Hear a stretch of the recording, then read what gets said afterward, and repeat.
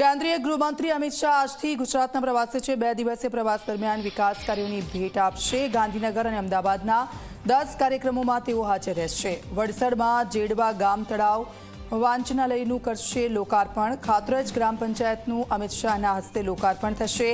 મોટી ભોયણ ખાતે નવનિર્મિત પ્રાથમિક શાળાનું લોકાર્પણ કરશે।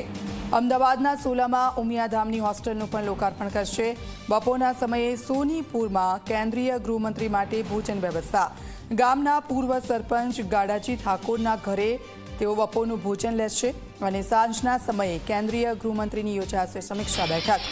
કોમનવેલ્થ પોલીસ ફાયર ગેમ્સને લઈને યોજાશે આ સમીક્ષા બેઠક। કમલમ ખાતે પણ અમિત શાહ મહત્વની બેઠક કરશે।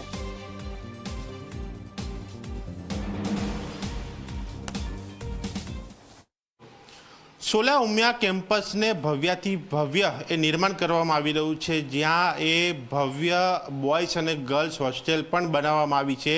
13 માળની બિલ્ડિંગ 4 બ્લોક કે જ્યાં બોયઝ અને ગર્લ્સ માટેની અલગ અલગ આ હોસ્ટેલ બનાવવામાં છે, જેના દ્રશ્યો જોઈ શકાય છે કે જ્યાં આ જે રૂમ તૈયાર કરવામાં છે, આ જ પ્રકારની સુવિધા તમામ ફ્લોર ઉપર રૂમોમાં કરવામાં આવી છે। જ્યાં બેડ સાથે વાંચન માટેનું ટેબલ અહીંયા રાખવામાં આવ્યું છે। લાઇટ, પંખા, વોશરૂમ સહિતની સુવિધા સાથે નોન એસી અને એસી રૂમ પણ અહીંયા રાખવામાં આવ્યા છે અને તેની ફી પણ નક્કી કરવામાં છે, જ્યાં 30,000 પ્રથમ સત્ર માટેના નોન એસી રૂમના, જ્યારે 40,000 પ્રથમ સત્રના એસી રૂમ માટેના નક્કી કરવામાં આવ્યા છે।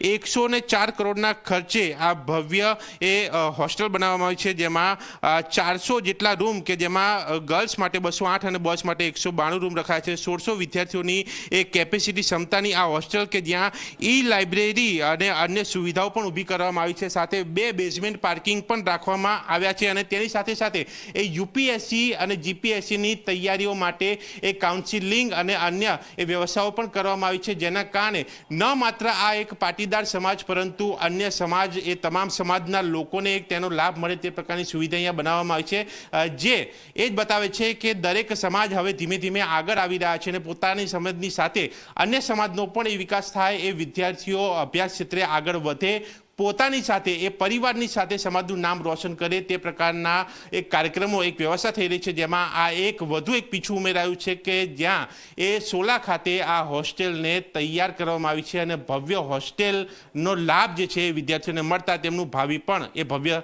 અહીંયા દેખાઈ રહ્યું છે। કેમેરામેન મુકેશ ચૌહાણ સાથે દર્શન રાવલ, ઝી મીડિયા, અમદાવાદ।